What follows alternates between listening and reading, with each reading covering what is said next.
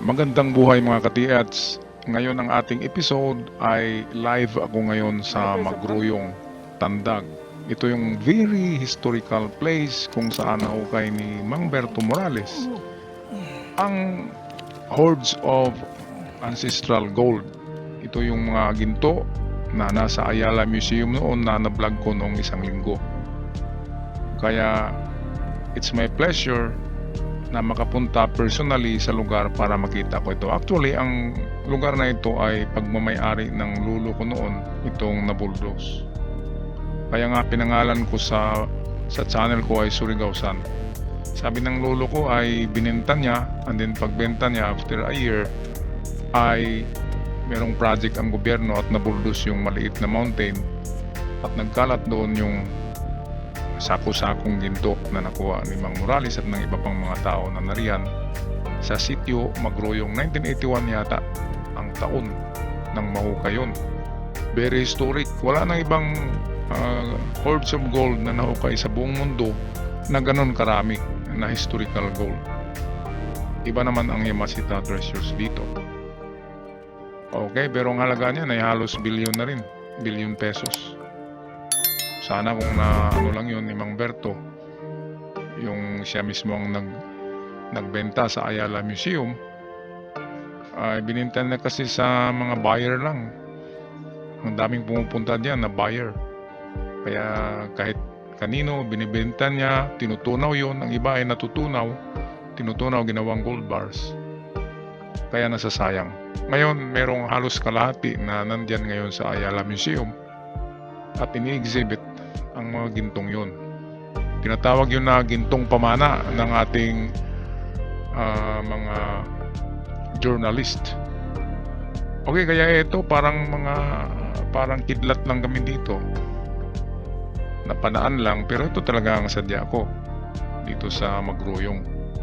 Kasi narito na lamang ako sa Surigao del Sur, kaya bisitahin ko na ito. At hindi lang yan, mamaya atin i-detect ang buong area kung meron pang masagap ang ating scanner na ginto sa lugar na yan.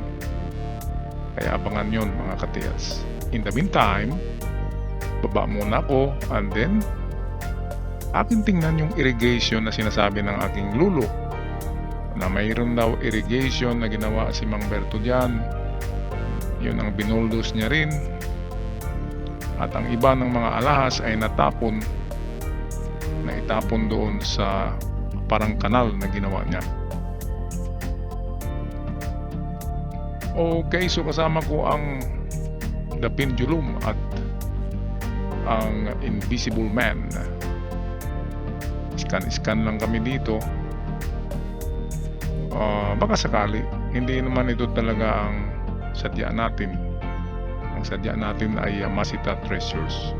Gusto ko lang makaber ito na lugar kasi ito nga ay importante sa akin na lugar at gintong pamana nga ito na lugar. Baka sakali meron tayong may scan dyan, sasabihin ko na para kung sino man may-ari dyan ay hukayin nyo. Para sa inyo yan. Okay, so eto, recall natin ang mga pangyayari. 1981, Magruyong, nakabuldos ang isang operator ng bulldozer sa pangalan na Berto Morales. Pinakaswerteng tao sa buong Pilipinas. Yung sa Yamashita Treasures, si Rogelio Rojas, maswerte sana pero nagiging tragedy yung ending niya.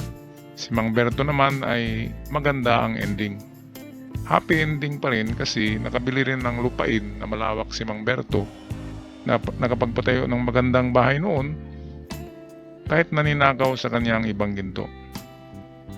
So dito, sa lugar na ito mismo, mga ka-TH, merong bundok dyan na maliit, binuldos, pinatag. Mga ka-TH, ito raw dati itong patag na ito, yan nga ganyan, ito raw ay isang bulubundukin, yung ganyan. Parang burol, yung maliit lang na mountain. Tapos binuldos ito ni Mang Berto, tinanggal ito lahat, pinatag niya. Ayan, kaya yung ginuldos niya na maliit na bundok dyan ay inabuno niya sa banda rito sa harapan. Yung daan ngayon na nakikita nyo kanina, yung dinaanan namin, yun ay galing sa hill na ito. At nang gawing patag niya ay diyan na natamaan yung kahon ng nasa malapit yata sa 80 kilos lahat ang laman ng kahon na yun na nabuldos ni Mang Berto. Pero hindi lang yun yung kahon na nandyan, kasi pagkatapos ng ng pagkabuldos ni Mang Berto ay maraming tao ang pumunta dyan at naghukay lahat ang mga tao dyan. Parang gold rush ng California ang nangyari. Hundreds of people went here to find more gold, like yung mga yung mga jewelries na katulad ni Mang Berto nang nakuha niya. Okay, kaya ito ngayon ay patag na, pero noong una ay ganito pa yan, noong 1970s. Kasi 1981 yata nang mabuldos ni Mang Berto ang bulubundukin na ito. So ngayon patag na siya. Okay, at balik tayo sa ating live video. Ito yung kanal na ginawa ni Mang Berto. Dito dumadaan yung tubig para sa irigasyon sa mga palay dyan. Ayan yung kanal dyan, dinadaanan ng tubig. Yun yung sa unahan. Mahaba yan, halos 1 kilometro yan. Yun papunta roon at papunta rito sa likuran ko. Yan, kung napanood nyo yung Jessica Soho, merong doon, drone shot, top view ng lugar na yan. Yan din yung nakikita na parang sapa yan, pero binuldos yan, man-made river, parang man-made creek para sa palayan. At sabi ng iba, merong tendency na merong naitapon dyan sa mga tubig dyan at hindi na nakita, kasi wala namang detector ang mga tao noon. Okay lang sila, pero actually binuldos din yan ni Mang Berto para gumawa ng kanal. Kaya pwedeng meron dyan. At kung meron lang kayong high-tech na kagamitan dyan, ay ma-detect nyo yan, mga ka-TX. Gamitan nyo ng drone. Yung Asuba drone, meron yan. Paliparin nyo lang dyan. Mahal nga lang. Okay, so ito na. Imagination ko lang noon kung anong itsura nito. Pero ngayon, narito na ako. Personally, nakaapak na sa lupa kung saan nanggaling at nakuha ang legendary ancestral gold na tinatawag na Surigao Treasures. Ang Surigao ay napakaraming ginto talaga. Yung 90, yung bundok na yun, minimina ng mga Hapon, ng Koreano, ng mga Inchik. Ay bilyon-bilyon ang nakuhang gold doon. Ngayon, itong dinidetect dito ni Pendulum ay dito daw tinapon ni Mang Berto nang siya ay pinagnakawan ng mga constabulary noon. Ay tinago niya rito, tinapon niya rito. Ito daw ay sapa noon, yung parte dyan. Kaya nga maraming hukay dyan, kasi hinuhukay din yan ng mga tao. Kasi dyan nga tinapon yung parang lamesa daw ang itsura na maliit na ginto, siguro nasa 3 kilos. Diyan tinapon. Ayan, meron namang detection sa pendulum, pero hindi tayo tiyak kung yan ay parte ng ginto o baka minerals lang yan.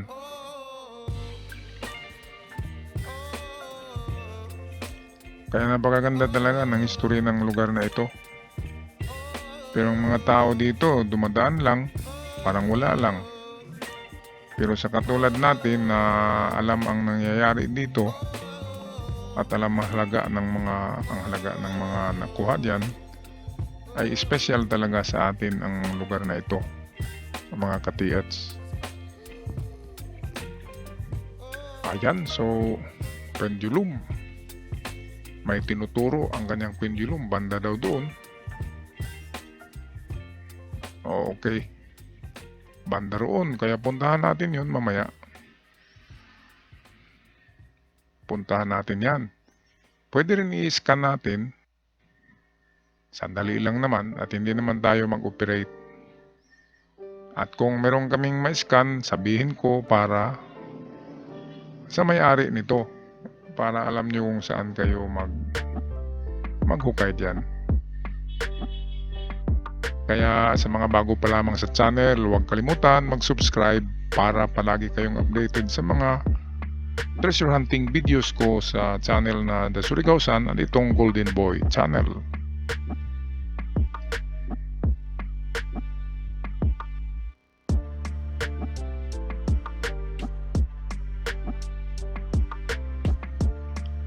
Okay, at atin itry pag-scan ang palibot ng lugar na ito. Permission to the owner lang.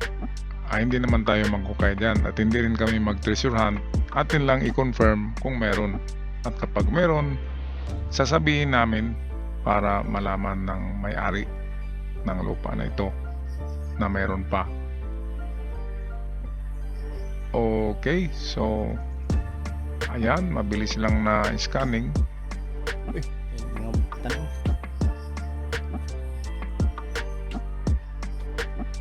Para malaman din natin kung makapag-detect itong proton ng mga jewelries. Kasi gold bars naman talaga ang hinahanap natin at hindi mga jewelries na nagkalat dyan.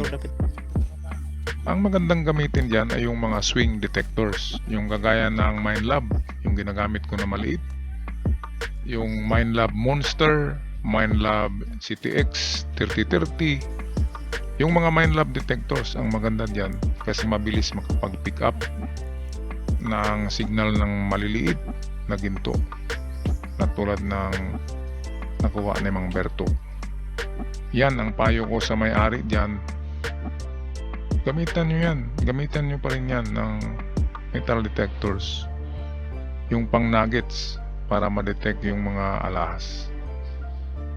Kasi paniwala ko ay meron talagang naitapon dyan na i-bulldoze doon sa bandang mga gilid at wala dyan sa gitna.